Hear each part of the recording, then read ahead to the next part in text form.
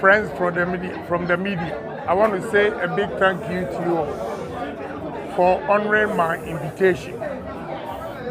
Again, thank you for witnessing what has happened this afternoon. I promise this party that I'm going to do a diligent job and make sure we win 2024 election. What I stand for are 3 pillars. But before I go on with that, as a member of parliament for the past 23 years, I have to admit that the challenge of the government and the successive governments had been unemployment. And therefore, I've taken it upon myself to make sure I reduce unemployment rate in this country.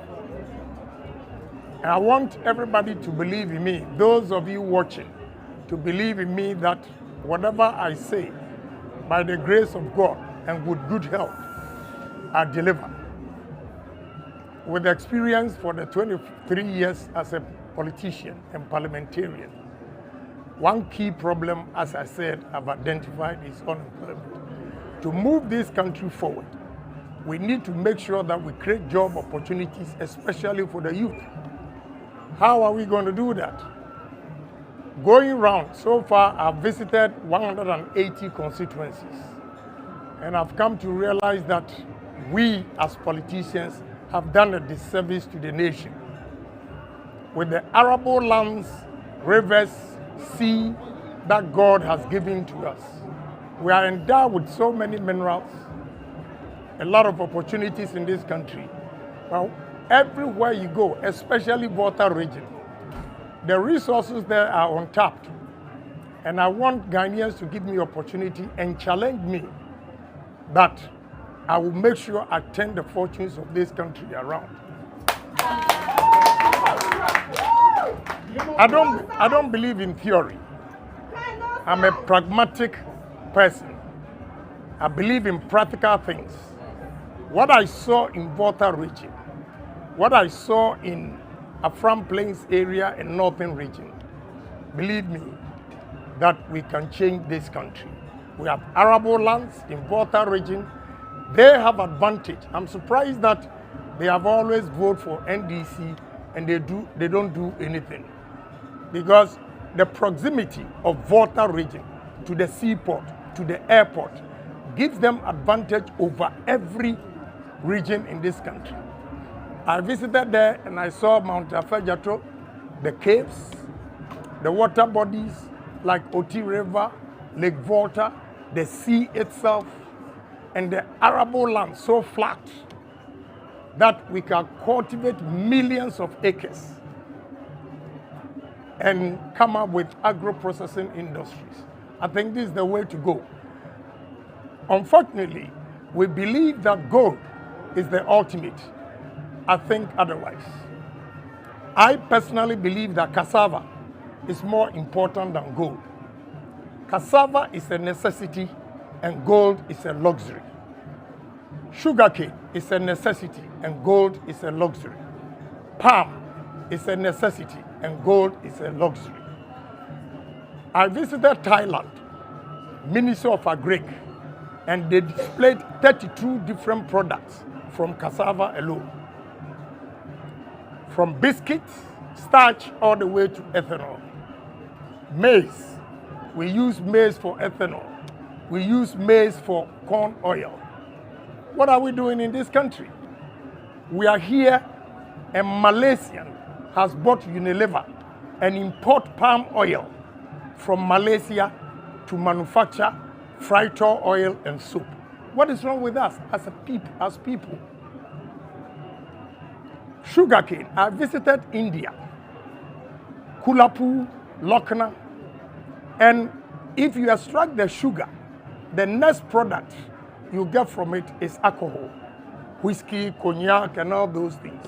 After that, they use the dust to produce chipboards like this. And after the chipboard, every sugar plant in India, friends from the media, listen to me, generate its own electricity and supply the excess to the Indian electricity company. What are we doing in this country? Palm, there's nothing that we throw away. Coconut. Have we asked ourselves as people why Nigerians send fleets of trucks all the way from Nigeria to Western region to buy coconut? And we don't do anything about it. Shea butter. 27 cedis worth of shea butter here is sold for $34 at Amazon. Look, gold, unfortunately, we believe that gold is the ultimate, but I think otherwise. If we really want to move this country, let's tackle this. Agro-processing. A $30 million worth of starch company will give you $45 million revenue a year, which means in a year, you can offset all your investment, the debt, and the subsequent years. If we have 500 starch companies in this country, brothers and sisters, fellow Ghanaians, we have to make sure that we change this country. And that is what I stand for. I don't believe in theory. Your inflation will work only when you've been able to stabilize prices. Interest rate will be stable only when we stabilize our products here. And especially when our exports exceeds imports. And you have excess of the foreign currency. That is when we can stabilize this country. It is not only book. Let's get down to work. And believe me, we can change this country. But with all this, unless Ghanaians, we conscientize ourselves and change the mindset, if not, we are not going to make it. Why do I say that? In this country, foreigners are proving to us that Ghana is not poor. Foreigners come here and they make money because they are disciplined. We Ghanaians, when we establish a business and hand it over to your fellow Ghanaian, it destroys it.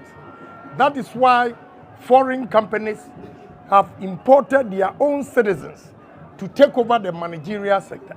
I feel so guilty and feel very, very hurt to see in my own country, Ghanaians, we do the jobs that do not give us enough income. We go outside the country and we are treated the same. Why can't we do that in our own country? Trust me, we need to change the mindset. How are we going to change the mindset? We have to be patriotic. Love this country as your own country.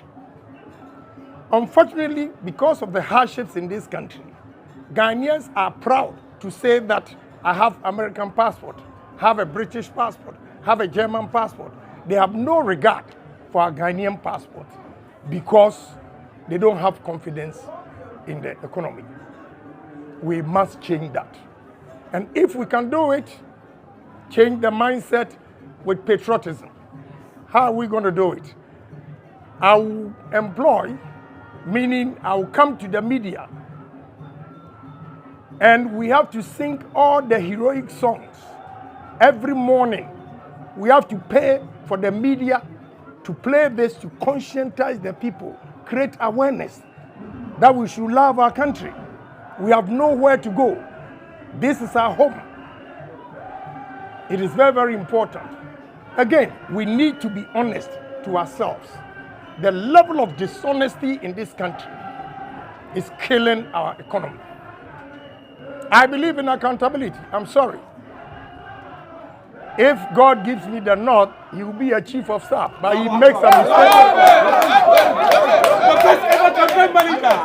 But listen to me carefully. One strike, he's out.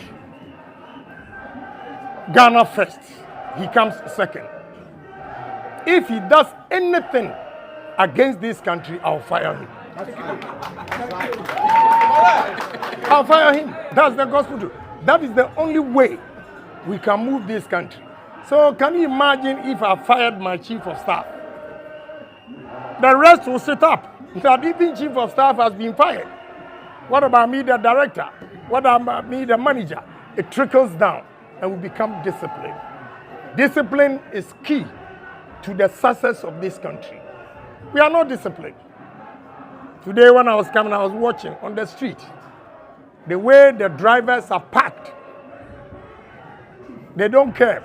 I was behind the police truck and the speed a passenger car drove past all of us. If it had been in America, right there, the siren will be on to chase that driver. We look on and things are going on that will not help this country. I'm not a difficult person. I'm very sincere. Again, I believe in my country that we're going to make it. So I want all of you, media, the fourth estate, you can create opportunities and you can damage the economy as well from the way you report. Let us come together. And one thing I believe in is one person cannot say that he's the most intelligent person on earth. And therefore, we should bring everybody on board. If you want to make changes in this country, you should first engage the people. Let them know why we need to change. And that will come from the media. We are going to use you first. So you all are going to have a role to play to change the fortunes of this country. Unfortunately, in this country, when we have confidence, we are misconstrued to be arrogant. I want to give all of you confidence. Speak your mind. If it is not detrimental to the nation, speak your mind. Let us all be bold and love this country. Have faith in me that there's a new dawn to change this country. Thank you very much.